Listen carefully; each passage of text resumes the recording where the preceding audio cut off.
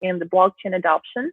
But we have a couple more people, and I don't see him here right now. Okay, perfect. We can just try to introduce yourselves. For example, Matthew can introduce about yourself, Ksenia, because we have to wait each other, and it will be good, yes, to introduce first and waiting for the people if you don't mind. Of course. So I can just tell a couple of words about the topic we will be discussing while we are waiting for other people. So the role of regulations in the mass adoption of blockchain technology. It is a really relevant topic, especially with all the regulatory updates we're seeing in the space right now. So for example, there is a lot of misinformation about the federated travel rule. There are definitions about what a virtual asset service provider actually is. There are multiple updates and regulatory enforcements with cases as huge as Telegram that we are seeing right now. And these are the issues that make the players in the space, it's relevant for both fintech platforms and for the players in the blockchain space. So it's really interesting to try to understand, are the regulations that are being enforced right now are actually stopping blockchain technology from adoption, or is it actually helping? And because like when in the ICO days, there was this wild west, and while a lot of protests actually were succeeded mostly because they thought they don't have to follow any rules, any regulatory rules. So yeah, this is the topic we will be discussing today. My name is Zenia Vazinska. I'm the co-host of Value Tokenized, a podcast about tokenized assets in the future of finance, and founder of It Takes Two. So this is briefly about myself. Matt, would you like to say a couple words? Yes, it will be great, Matt. Introduce yourself and tell us what do you do in this blockchain industry. Yeah, definitely. So thank you. It's really exciting to be here. I think so I'm the CEO and founder of iComply. We are a compliance technology company. Essentially, think of it as back in the early days of the internet of communications, we still had things like bitcode translators and things like this, and it's very similar that you can build out regulatory rule sets jurisdiction by jurisdiction. And that's a lot of our focus, from things like digital identity and how data is managed, privacy, to securities regulation for things like digital assets, digital securities. As Zenia mentioned, the faddish travel rule is definitely something that we see happening a lot in the digital assets space, the cryptocurrency space. But I think it's very interesting as a means of blockchain technology being able to be used by the mainstream financial services, where 99% of the money is actually held, and having the ability for that technology to be held in your wallet if you have a bank account is, I think, where we see a lot of changing trends in financial services, because public blockchains can finally start being used in mainstream financial applications. Yeah, for sure. I see. Yes, Ksenia, your word. No, I was just going to say thank you, Matthew, and that I see Mariella here, Mariella Tantos of Bitfolix, who are joining us today on this panel. Hi, Mariella. Hi, everyone. Nice to meet you. Thanks for having me. Mariella, we have bad sound. Yes, just try to be closer to the computer. Okay, sure. Sounds good. Thank you for having me. It's not good. It's not good. Try to once more time. Okay, like this? No. No? Okay, hold on. Probably your dynamic is blocked. Yeah, the speaker is blocked. No, I have it all. Can you hear me? No? Yes, we can hear. It's a little bit muted, but I think that should be fine. So, Mariella, would you like to say a couple of words about yourself and Bitfolix? I was just telling the basics, but what we're discussing here today is the role of regulations in the mass adoption of blockchain technology. Please tell us a couple of words about yourself. Sure, thank you. So I'm the marketing director and commercial director for Bitfolix, which is an online cryptocurrency platform and wallet we're developing into becoming a whole fintech product where we incorporate everything that a person needs for financial inclusion with blockchain and fiat money. So basically, we noticed that there was a mass market of people trying to utilize crypto in order to do their everyday transactions, but they don't know how to use it. Things are complicated and everything. And so we develop a very easy to use platform so they can engage in it. And we're developing into where they can have every single aspect. You know, they can pay services, they can have an exchange, they can have a wallet, and have everything in a single platform. And definitely with regulation, we are in the midst of having all of that. So we're definitely feeling the pressure, especially because one of our biggest markets, for example, is Mexico, and they just approved a regulation, a law. The Congress is already moving forward with that. And so therefore we're really in the middle of that, trying to figure out how to make sure that we do not get stopped because of regulation. Because regulation is always a good thing, but you need to know how to work it to make sure it works for you and it doesn't stop your product development. So yeah, that's basically a little summary about us. Mm-hmm. Thank you so much. While we are still waiting for 2 more people to join us, I would like to ask to start maybe with the higher like bird view of this topic. And I'm a subscriber of RegWatch. It's a newsletter that Matthew's company, I Comply, is doing on a monthly basis to cover the most important updates in the space. So Matt, maybe you can start by telling us, what do you see as the massive trends? What are the most important trends to watch in this space right now? And which one of them are actually helping adoption and which trends are stopping it? Interesting. Digital securities, I think, is an area that you're seeing a lot of stuff on 2 fronts. What we just saw happening with Telegram and how all of that's unfolding. What happened with AirFox and Paragon, they're setting precedent in the U.S. market, but that's regulators around the world are looking to see what happens in the U.S. as well. Around the world, a lot of communications for offerings is where you see a lot of regulators, targeting people that have made promises or are making offerings in jurisdictions where they didn't maybe file, a report of distribution like a Reg D in the U.S. And so those are some of the things that are happening on a weekly basis now by regulators around the world. But I think the fat of travel rule from an adoption perspective maybe has the largest impact because there's been so many questions around financial institutions. Can I buy this Bitcoin? What's the source of this Bitcoin? Or who is custodying these funds? If I, holding this Bitcoin, if my client doesn't want to see a private code because they don't manage their other money, they pay someone to do it. And so, if they don't, who's holding this and has ultimate, do you want your broker to have the ability to transfer all of your assets into their own wallet with nobody ever knowing before it's done? And so that's where a question really comes in of how do we build in a little more governance and maturity. And I think regulation is a big step.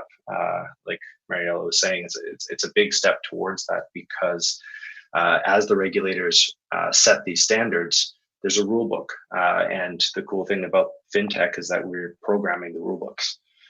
So it's a huge step forward if we can offer new open source services that are travel rule compliant.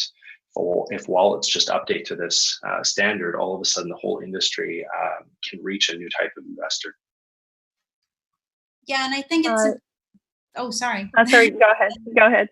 Yeah, that you also, as user and as developer, as commercial developer, you get engaged with the regulators because I've seen that a lot of regulation is coming from people that don't really understand the business or don't really use it.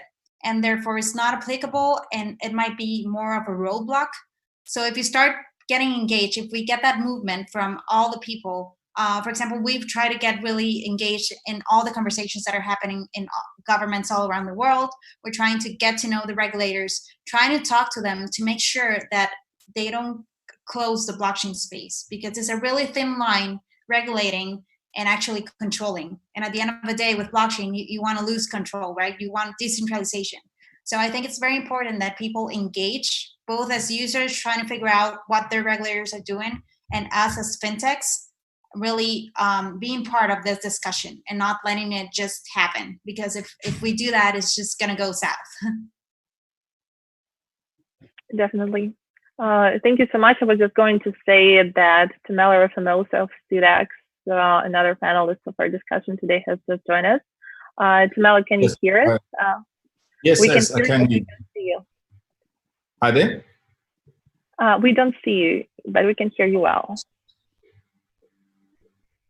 Hi, how are you? Yes. Hi there, guys. How's it going? Perfect. Yeah. Now we can see you. Thank you for joining us today.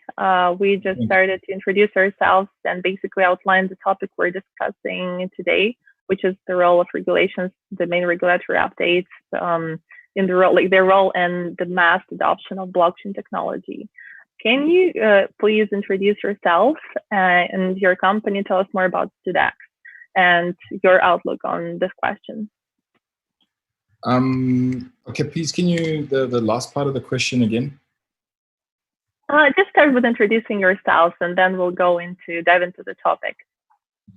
Okay, my name is Tumelo Ramaphosa. I'm the CEO and founder of Statics Wildlife, which is a rare and endangered species investment platform on the blockchain, where we help farmers and veterinary scientists to advance their work through a new digital economy for profits that we are building and working with different partners.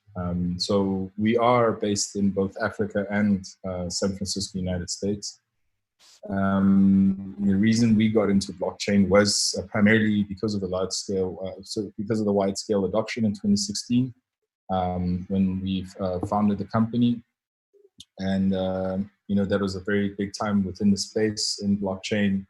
We were following the methods of an initial coin offering, of which in 2018 we went to World Cryptocurrency Economic Forum and then participated as one of the top 20 initial coin offering startups. Right now we are developing our platform ready to release later this year, and we are also one of the team members on the Bitcoin bill, on the crypto bill, and the blockchain bill in the United States, with Eric Finman, as well as the founder and CEO of MentalPay.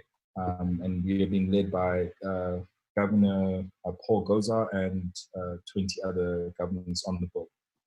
And we're currently right now in our third hearing right now. So the reason I did this was because we had more opportunity in the United States in terms of regulation, in terms of the appetite that regulators had, and also in terms of the things that were happening within the space.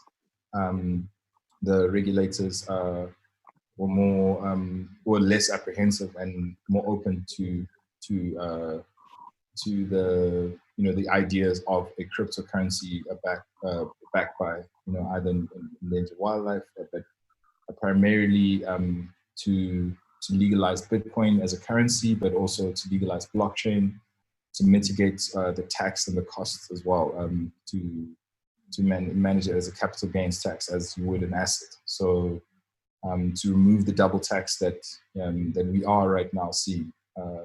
So the Department of Finance as well as Economic Development were also part of this bill in the United States. Thank you very much for this introduction. My next question is for Matthew. So there are different kinds of fintech and blockchain projects, even if you take a look with primary issuance or secondary market, but there are also a lot of directions where projects are developing, because probably what CDEX is doing is very different. Of course, it's very different from what Bitfoldex is focused on.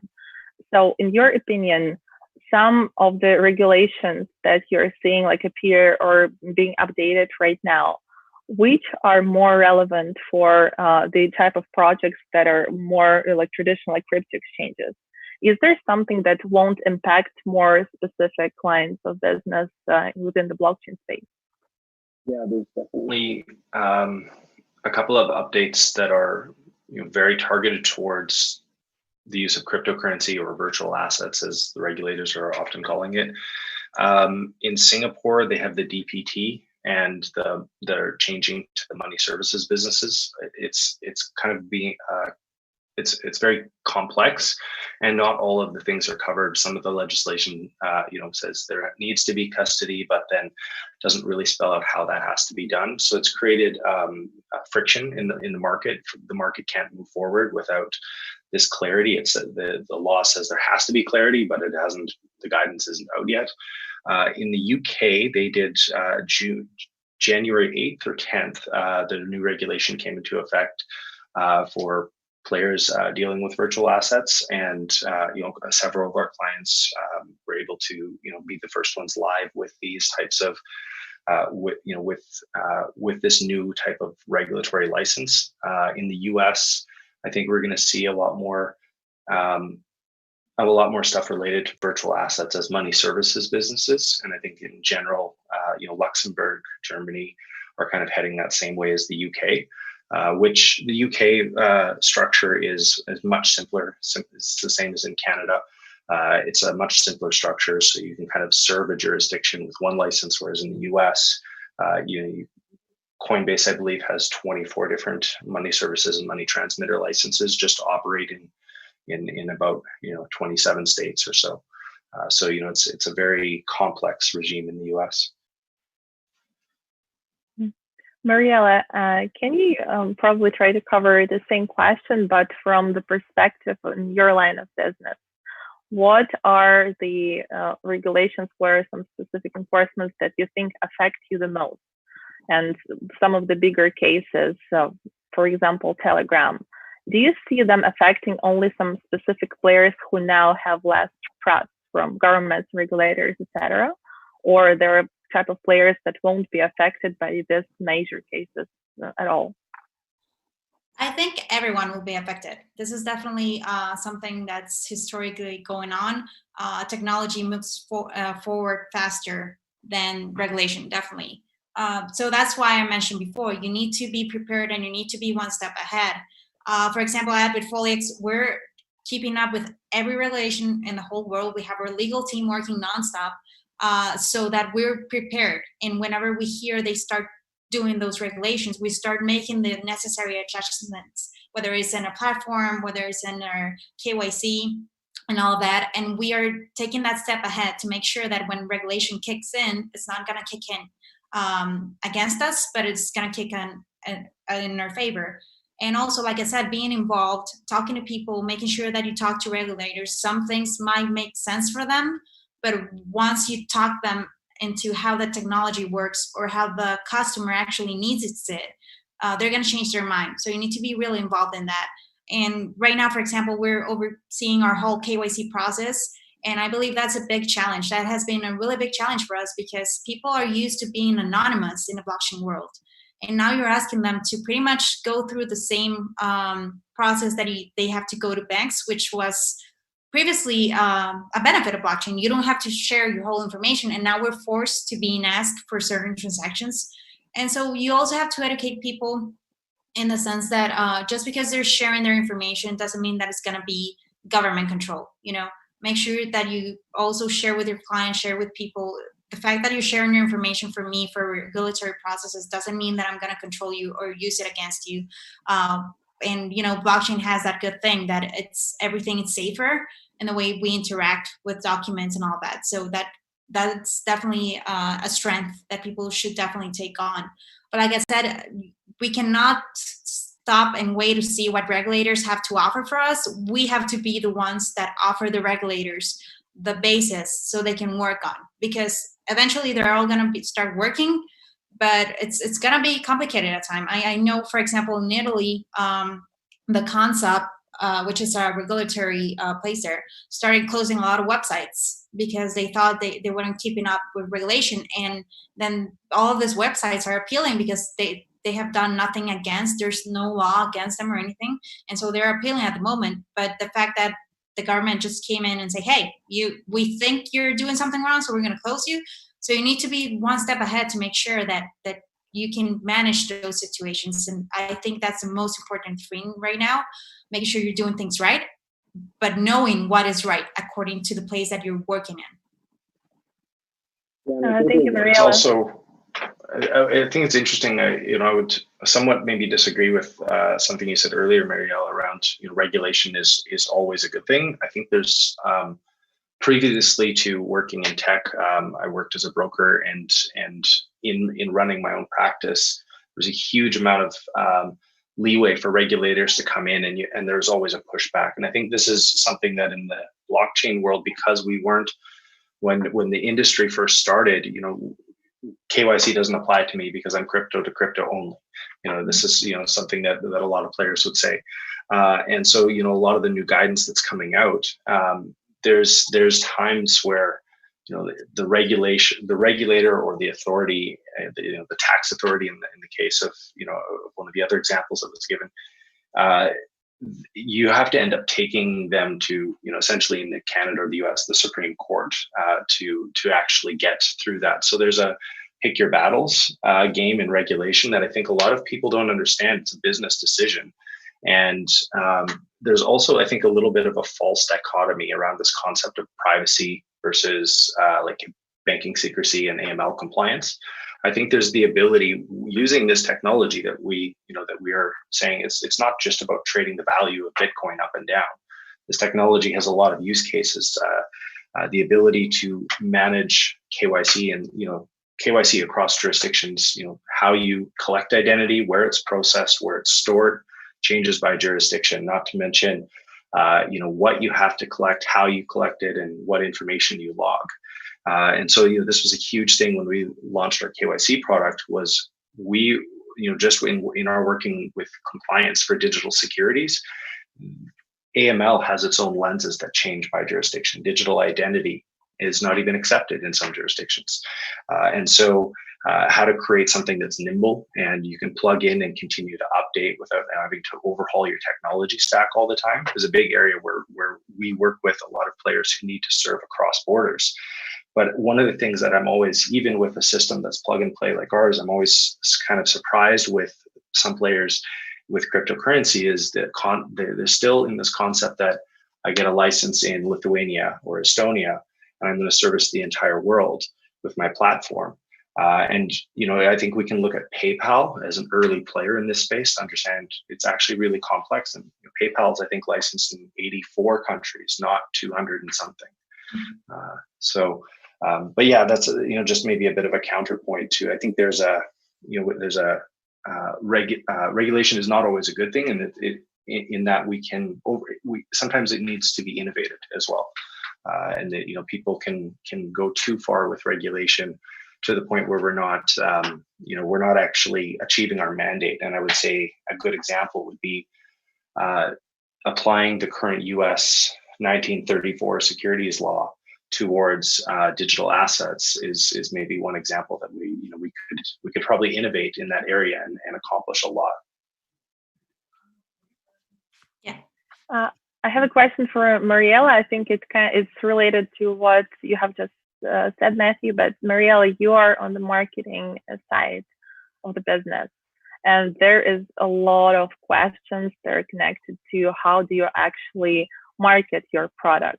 How are you telling the users about the investment opportunities? How are you telling the users about the role of your token? There are multiple layers related to regulations, specifically around this topic.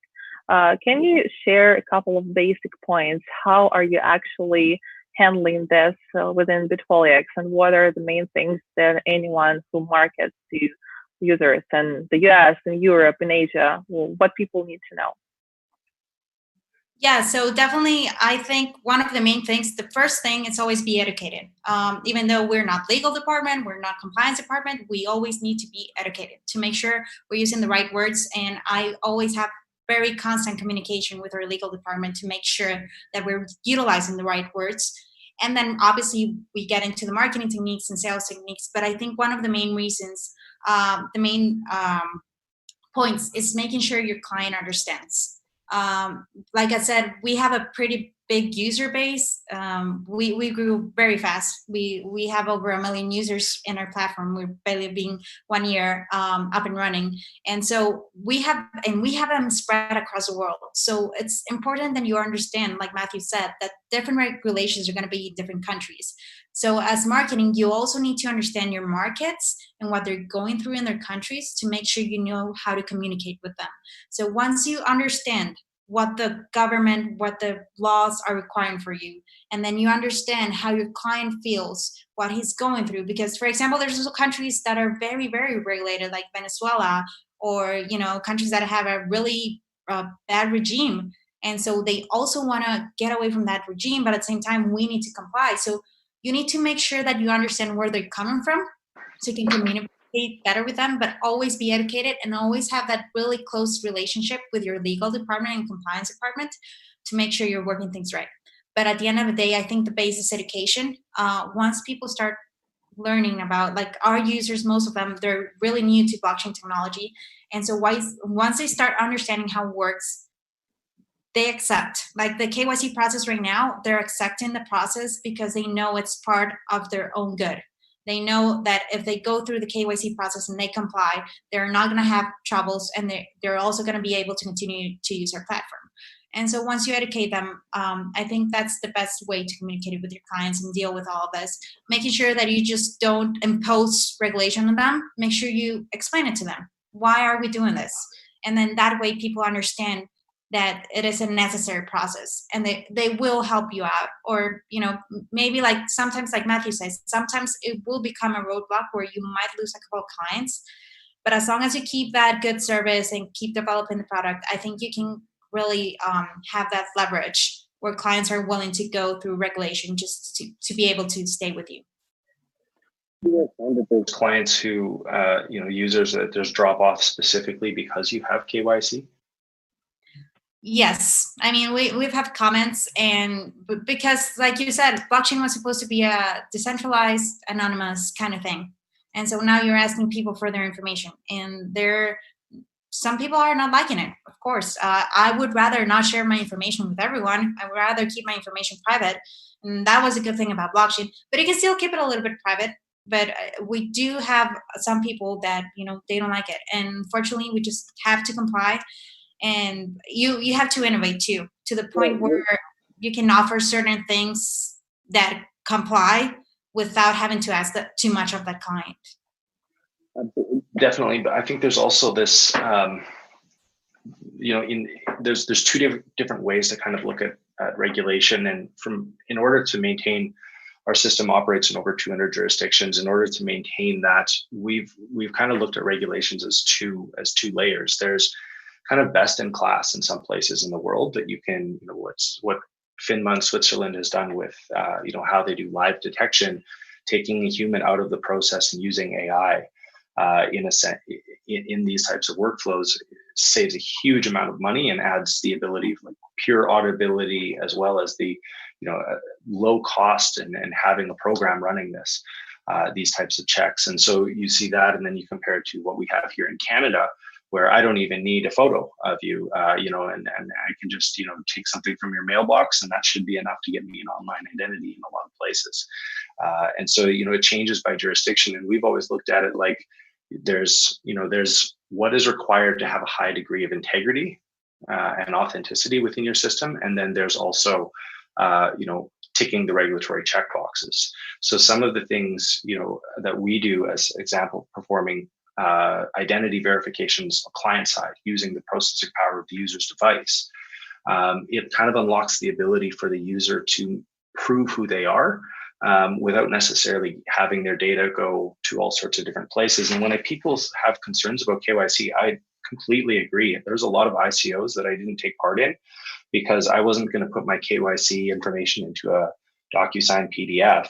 And who knows where that would end up. I'm very much a privacy person personally, and there's a lot of things. Even 2011 when I first heard of Bitcoin, I thought, oh, this is identity card theft, and didn't buy in when it was at a great price. but it's one of these things where giving up this personal information is a big deal for me. And I think a lot of the users have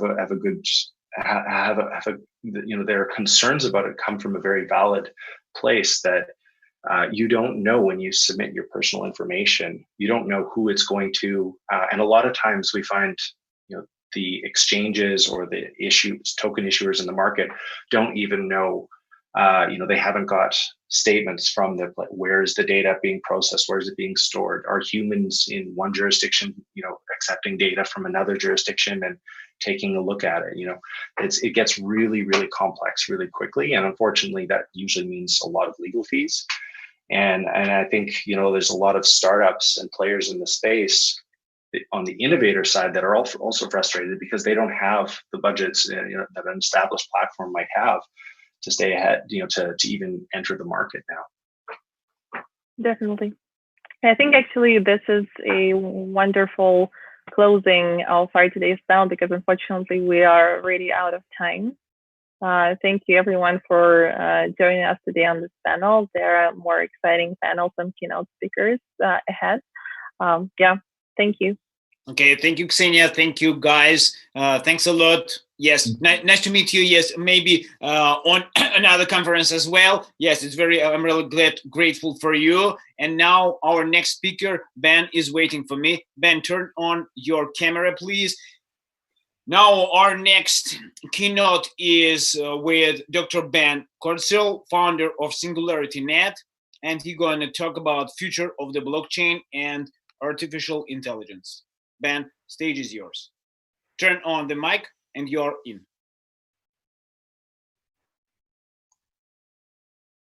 Yeah, thanks.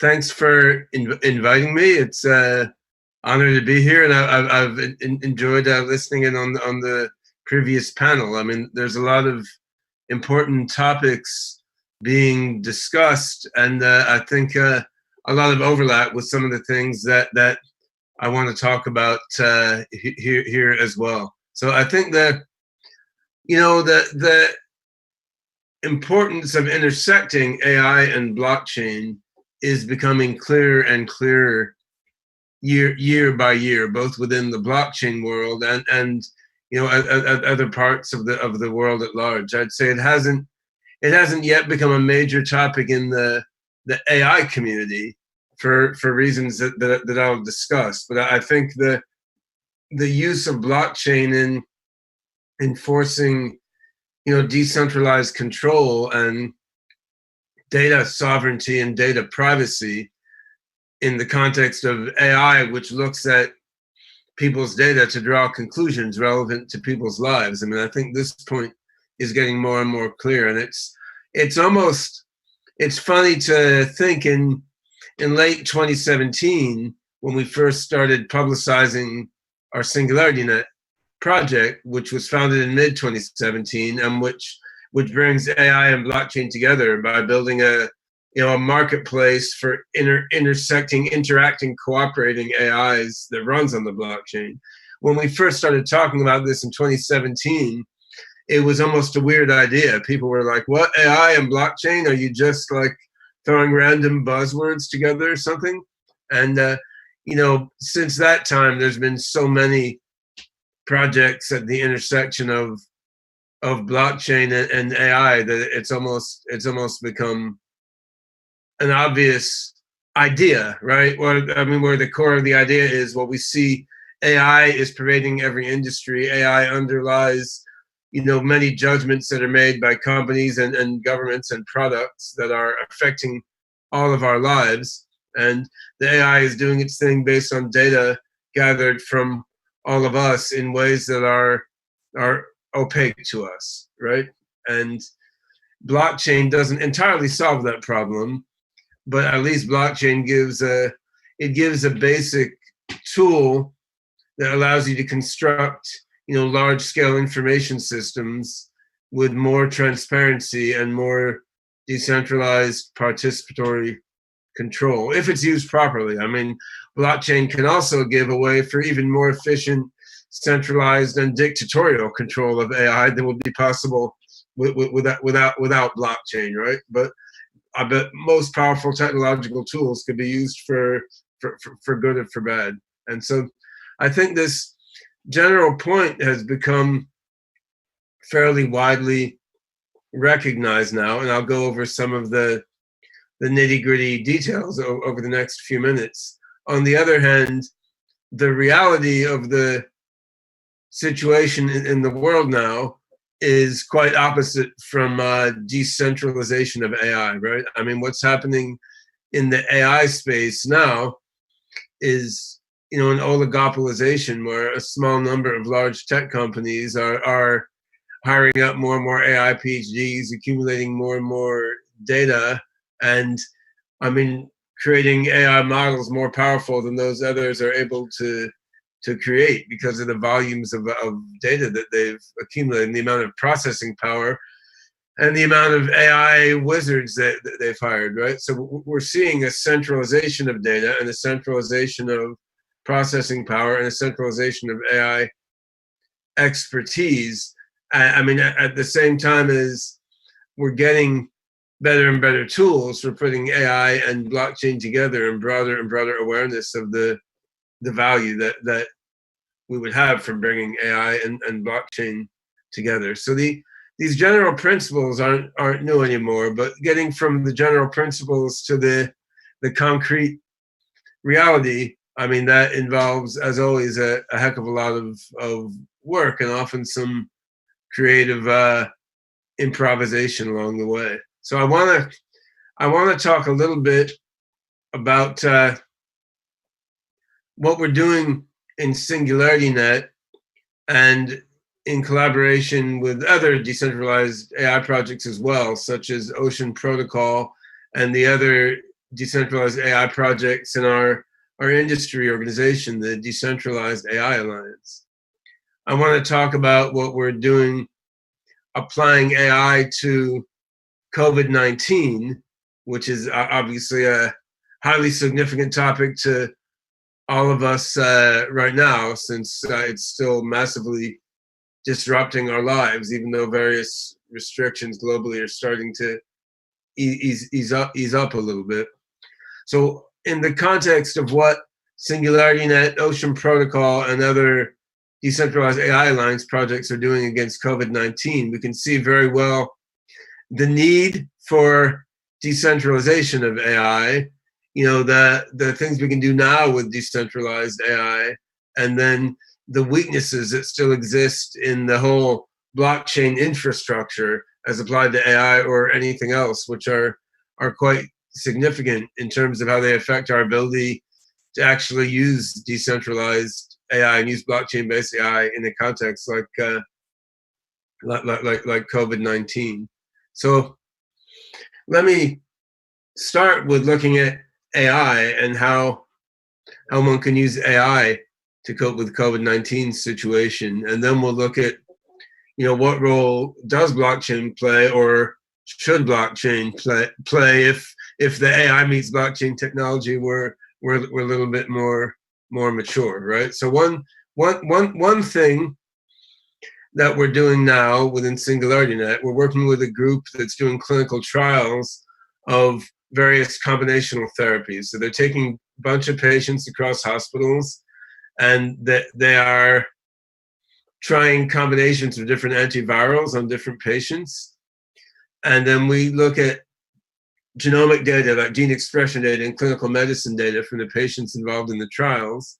And then we try to see, well, based on the particular body of this patient, based on their genomics and other factors, like which combination of antivirals is most likely to work well for them. So this is machine learning driven precision medicine, and we can do this in some especially fancy ways, not using just ordinary machine learning, but also using machine reasoning and some logical abstraction. So in SingularityNet, like you can take one AI that does straightforward machine learning, analyzing biology data, and one AI agent that runs our OpenCog system doing some more abstract reasoning, and they connect together, talk to each other, collaborate. So, this in itself, you could do without blockchain. It's just AI. You're bringing machine learning and machine reasoning together to do precision medicine, but just to note the sort of privacy and ownership issues lurking here, like where is the data coming from that's feeding this AI? And then if something is discovered based on this, who is controlling and who is profiting from that discovery, right? So that the data in the simplest case, and I'll get to more complex cases in a moment, but the data in the simplest case is coming from people in a variety of hospitals who are being treated for COVID-19 infection, right? And of course, most of these folks are happy to allow their data to be used in an investigational study. I mean, particularly if that gets them, the right to use investigational therapies that may cure them better. So, I mean, it's all done with full transparency and consent of patients and so on. But, they're contributing data based on their bodies. Now, with a typical clinical trial, so the person is contributing the data about their body in exchange for the opportunity to try and potentially have their life saved by an investigational therapy. On the other hand, the data from their body combined with the data from everybody else's body, this has economic value, right? And it's typically being extracted by pharmaceutical companies to then discover therapies that are sold to people. And the nature of that pipeline is not ever too clear to the clinical trial participants. And, the data contributed to a trial for one pharma company typically can't be used by university researchers or other pharma companies. And I mean, you can imagine a quite different way of doing it, right? Like I'm contributing my data to help cure myself and everybody else. Why isn't the data I contribute going online into some secure medical data wallet that I control, and then I can say yes or no for that being used within different clinical trials, and then whoever wants to use it has to make a deal with me. Like it could be you just use my data for whatever you want. It could be you use my data, but give me some minute share of any profit that came from it. I mean, it could be I will only contribute my data to projects that will offer therapies generically to everyone in the world. I could decide what to do with that data of mine, right? Now that's not the way it is now, but there is technology that would enable that, right? I mean, SingularityNet does open blockchain-based AI, but we have Ocean Protocol, Shiva, many projects that use the blockchain to enable, secure medical data wallets. And then there's many blockchain projects working on interoperability between these blockchain medical data wallets and various hospital information management, electronic medical record systems. But these things are not widely rolled out, right? Like they're not being, there's a little bit of usage here and there, but there's not massive traction. Now, we can take the next step. We look at an additional way of getting data into AI that helps with COVID-19. So with SingularityNet's spin-off project, Rejuve.io, this project began originally to help use SingularityNet's AI on the blockchain to foster human longevity. So for example, we make an app where you put in biological information about yourself and it ingests that information from peripherals plugged into your smartphone. And then, the app helps tell you what you should do to adjust your lifestyle, what supplements you should take, what you shouldn't do based on your physiology so you can live as long as possible. And this is oriented toward, crazy maniacs like me who want to live for millions or billions of years rather than dying at age 80 or 100 or whatever. We want to live long enough to reach this singularity, at which point we can get nanobots in our body to refactor us and help us live forever. But of course, if you die of COVID-19, your chance of living forever goes way down. So what we've been looking at within Rejuve is sort of modifying our app ecosystem so you can connect to your smartphone a digital thermometer, a spirometer to measure breath, like a Fitbit, which measures heart rate variability and pulse oximetry. And you can use the data from these peripherals to identify, for example, a couple of days in advance if you're getting some viral infection, like for example, COVID-19. So, hypothetically, if a lot of people in the world were using apps like that and plugging in smartphone peripherals and such, you'd have an amazing amount of data that would not only give you early warning of your infection, it would teach you a lot about the spreading of the virus. And if you did get infected, all that data that your phone had ingested would help the doctors tell you which therapy should be provided to you. But then again, like who owns that data, right? I mean, if it's our project Rejuve, we're into blockchain, right? So in that case, all the data that you've contributed through Rejuve's app ecosystem will go into a secure data wallet that you control. You can kill it, you can download it, you can watch everything that's done with it. But if that's gathered in some other way, which is typical to the mainstream medical system, you're contributing data, you're getting some information about your data, which is not worthless or meaningless. But then, of course, what are they doing with your data? Well, look at like 23andMe, right? You gave them some of your data. They gave you information about your genome. You paid them. You clicked a box saying, well, okay, you can use this for research purposes. And then they sold the data to GlaxoSmithKline for a large amount of money, which you, who contributed your DNA, will see absolutely zero of, right? And so, I mean, that's the way the pharma business works. And it's the same thing if you're in a hospital contributing data for use in a clinical trial, or if you're at home contributing data through an app. I mean, that's your body, it's your data in a sense. But once you start putting your data into online information services, then whether it's a centralized service or like a decentralized, secure, privacy and sovereignty reflecting blockchain-based service, it makes a big difference. So that final element I want to draw in here is agent-based modeling. And we did a whole online conference of this with the Decentralized AI Alliance, the COVID Simulation Summit. And there's a bunch of projects on this in the COVID-a-thon online, like decentralized AI hackathon against COVID. You know, right now we're all living under very weird policies controlling our lives and regulating who can move where and what stores and restaurants can open, what you're allowed to do or not, which have been determined mostly in a very well-meaning way, but based on very minimal science, based on extremely simplistic epidemiological models. Now, there exist modeling and simulation paradigms that are far more sophisticated, which are not being used just due to incompetent organization on the part of the world's governments. So, I mean, agent-based modeling is sort of, think of it like SimCity on a society-wide level, where you simulate each little person moving around with their own particular characteristics, and then you simulate different policies in this like SimCity environment and see what happens. So we know how to do agent-based simulation models that work way better than the simplistic epidemiological models in use now. This technology isn't being widely deployed just due to ignorance on the part of the people making the policies.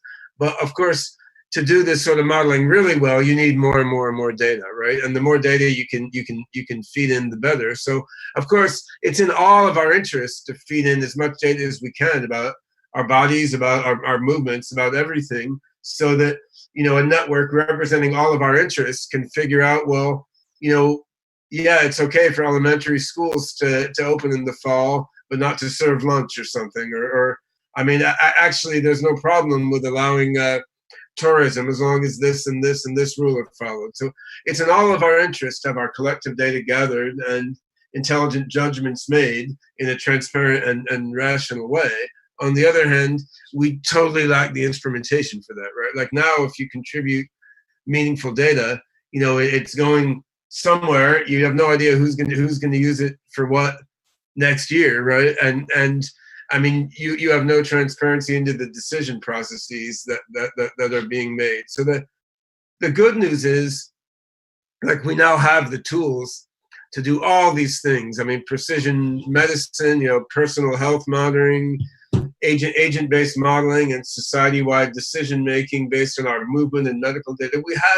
We have the infrastructure to do all this in a secure, decentralized, blockchain-based way, which gives everyone transparency and participation in the process. Now, one of the bad news items is that's not what's happening now remotely, right?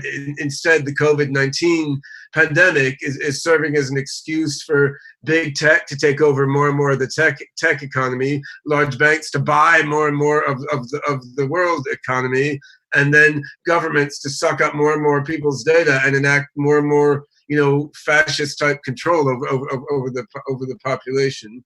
And part of that is not our fault in the blockchain world, but part of this is due to the fact that our underlying blockchain technologies are not yet ready for prime time. Like they're a little too slow, they're a little too awkward to use. And so my hope is that this pandemic can serve as a wake-up call in a few different ways. I mean, it should serve as a wake-up call, obviously, around the threat of global pandemics, which many people have been talking about for a long time.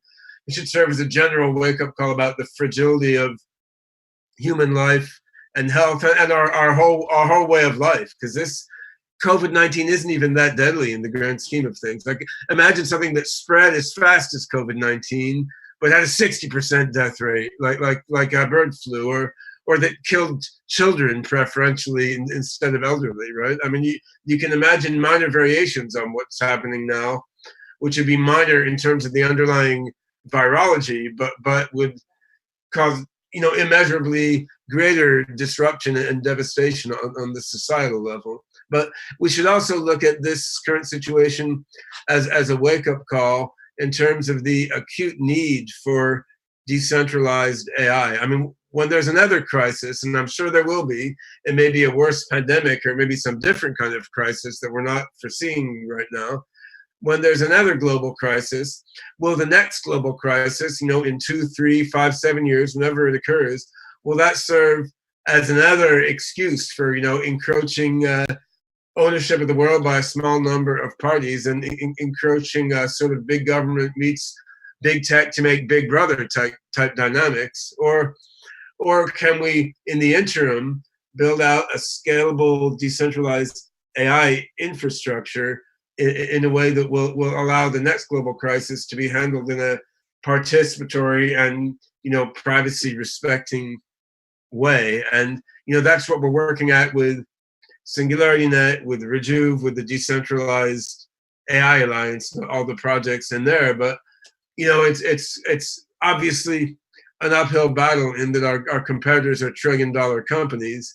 On the other hand, I'm old enough to remember, when IBM and Wang and Honeywell were the giants in computing, and Google was a tiny little upstart, and Amazon was just selling books, right? So I mean, I think to make decentralized AI as central as it needs to be for human good and for fostering a positive singularity, it will take a complete revolution of the tech business. On the other hand, the tech business is in the habit of revolutionizing itself. And while disruptive technology has become an almost meaningless Silicon Valley buzzword, I mean, decentralized AI truly can be a disruptive family of technologies, which can make a difference in terms of whether the overall organization of the global economy is one that's broadly beneficial to all humans or just to a small number of parties, which ultimately may make the difference between whether,